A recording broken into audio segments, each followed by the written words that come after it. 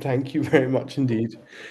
I feel I must say, first of all, how delighted I am that it's been possible to see these buildings. They're things, I feel as though you see this as Bogota and how it's looked to Britain. But for me, I'm completely fascinated to see that there's a whole sphere of architecture in Bogota which has used, sort of borrowed English ideas, but used them as a starting point for a completely different evolution.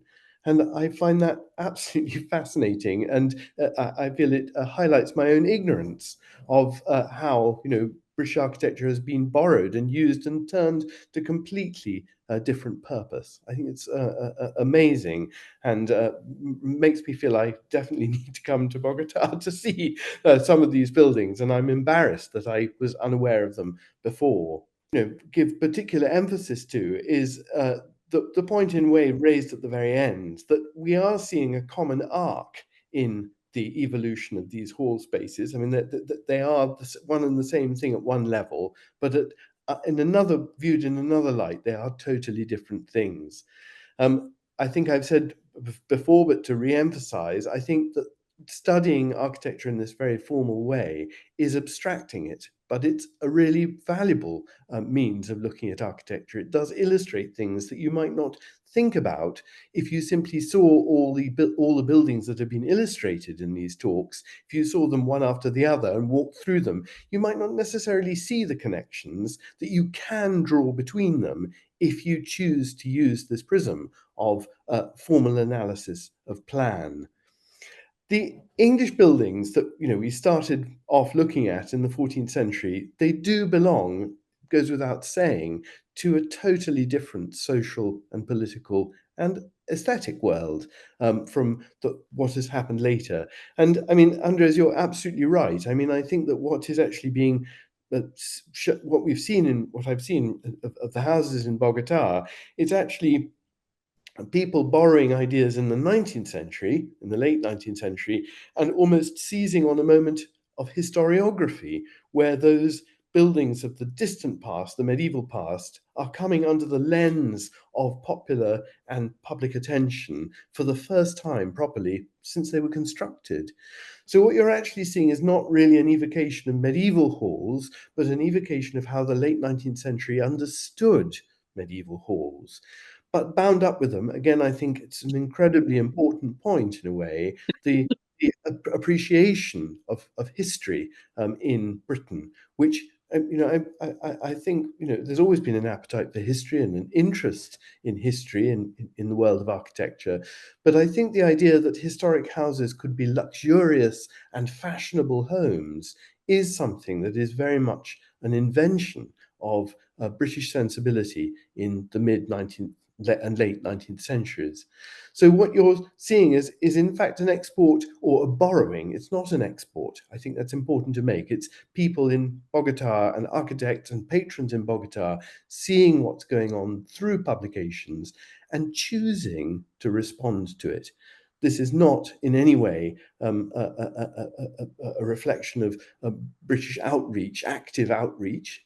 As has been said by Victor, this is, Bogota is never really under direct British influence as a colonial possession. So this is a desire on the part of the people there to borrow these ideas. And that's fascinating. And it speaks to the ability of particularly the British press, the architectural press, to publish ideas and make them globally available. And of course, in the exhibition catalogue, you reproduce images from Muthesius. It's fascinating that it's not just Bogota that's looking towards Britain. It is, as I've said before, it's there's global interest in what the British are doing. The British aren't really interested in exporting those ideas outside their own empire, but other people are really interested to see what the British are doing. So what you have, I think, is a sort of fascinating borrowing of history, but turning it to a totally new purpose, and one that is capable of reformulation within the modernist movement. What a fascinating change.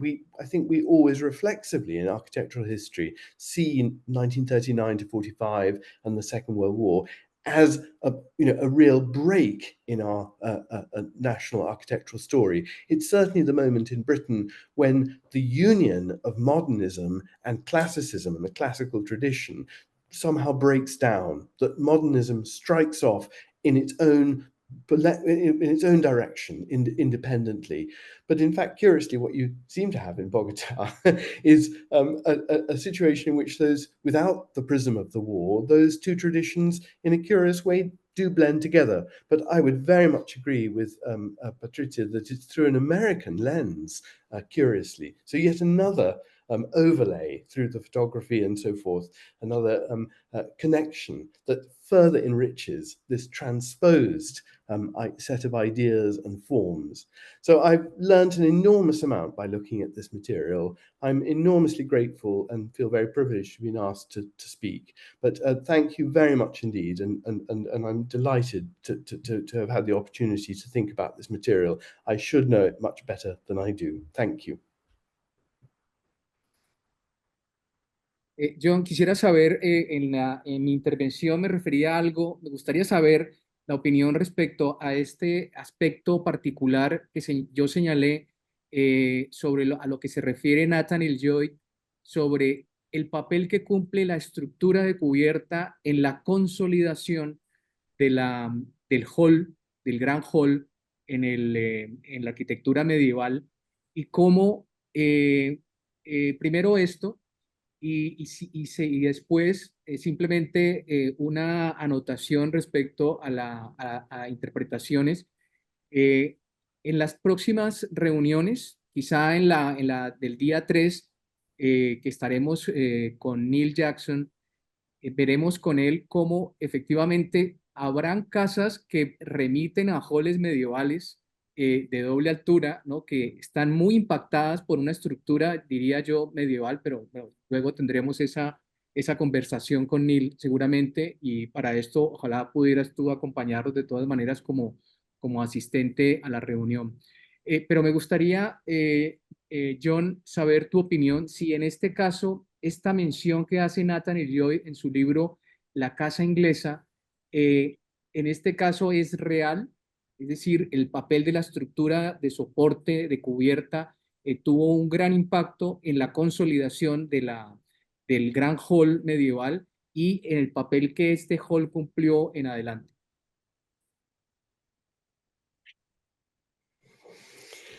Gosh, it's a complicated question, isn't it? And it implies all kinds of theoretical understanding of what that means. If I understand, the problem correctly, I mean, the hall is, in all kinds of ways, a product of structural necessity. And this, the detail that actually you mentioned earlier, this use of arcades inside halls to support roofs, which ironically all the buildings we've been looking at have done away with.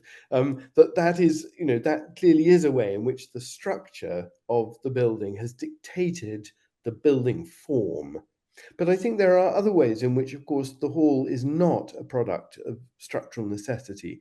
I mean, haven't really talked very much about it, but in an English context, the placement of hearths, fires in the middle of the hall, it's clearly, it's not a necessity at all. It's simply how you design halls. In fact, I think you could pretty confidently say that even by the 13th century, the only English interior that would have had a hearth in the middle of the room is the hall. So there is, I mean, but that said, the other great feature of halls, the open timber roofs and their structural form, I feel they do become a leitmotif of English hall design. And I think it's very important to say in that regard that in England there is a special tradition of timber frame architecture born of the prolific availability of oak as a building material that encourages really sophisticated use of timber frame from a very, very early date. And the great hall roofs that we have in Britain are virtuosic essays in timber framing. They're how you create roofs and encrust them with carved detail. So it's structurally ambitious because the spans, particularly when you take away those arcades, the spans are very ambitious, but they incorporate lots of carved ornament and detail. And indeed, it's worth saying that in relationship to Penshurst, there is a very interesting conceit. If you imagine in the 1340s, you are an Englishman or an Englishwoman familiar with seeing great buildings, and you walked into Penshurst Place Hall, you would be astonished at a roof with the span that you see today. You would have expected it to be supported with intermediary supports, but also you would have looked at the sides of the roof and you would have seen these curious life-size carvings of figures groaning under the weight of the principal timbers of the roof. And if you look at the photographs of the hall, you can see these figures. All of them are sort of with pained expressions, as though they're bearing the burden of this enormous timber on their back. And that's a joke. They're peasants and farmers, and they're holding up this roof of extraordinary scale. So I think you always have to be aware of the ways in which medieval architecture is, you can analyze in all kinds of ways, but to remember that there is also a playfulness in much of this material. I sometimes wonder, indeed, going through around houses today with architects, some of them, not all of them by any means, but some of them are so serious about what they do. And I think that that little intervention of playfulness is a reminder that ultimately architecture is a little bit about joy too. So we should never be too formalist or too serious about it. I hope that sort of answers your question and not too frivolously. Sí, John, gracias. No sé si alguien más, creo que Timothy Una, bueno, no, sí, Timothy. sí, tenemos 5 minutos máximo para antes de terminar.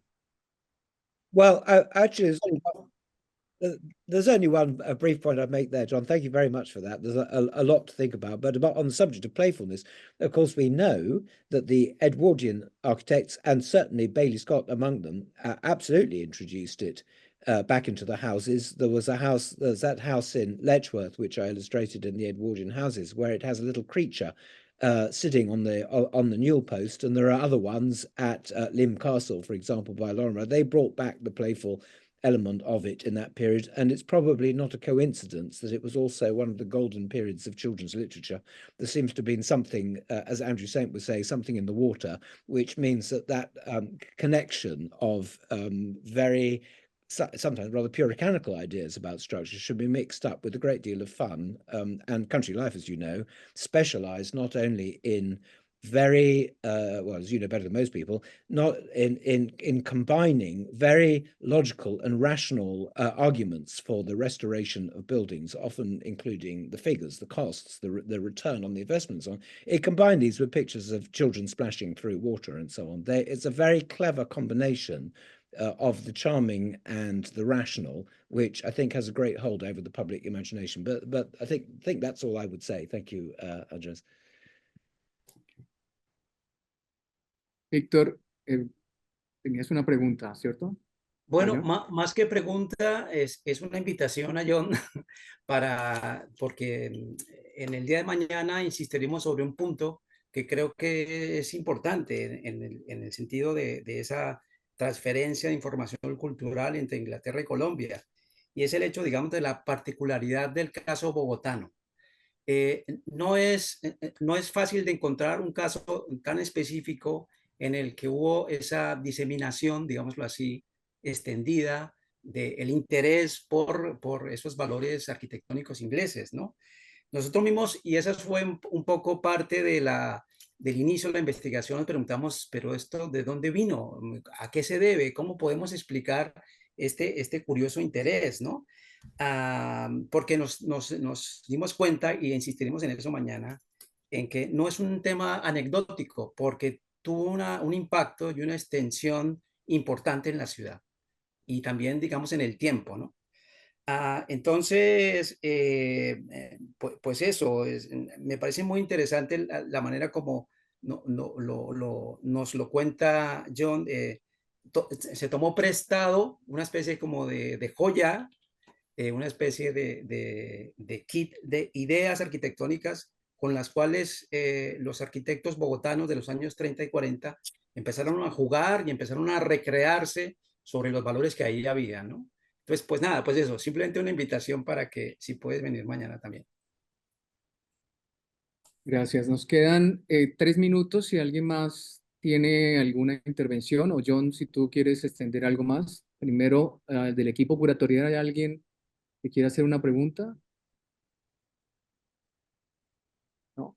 Bien, John, ¿tienes algo más que agregar a lo dicho? I have 3 minutes.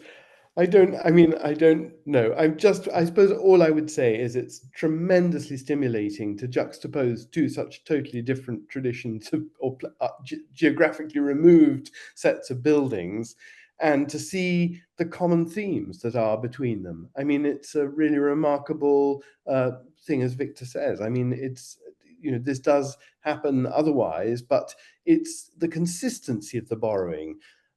After all, again, in the Edwardian period, where people begin to be interested in having houses in Britain, they become interested in having houses where every room has a different style.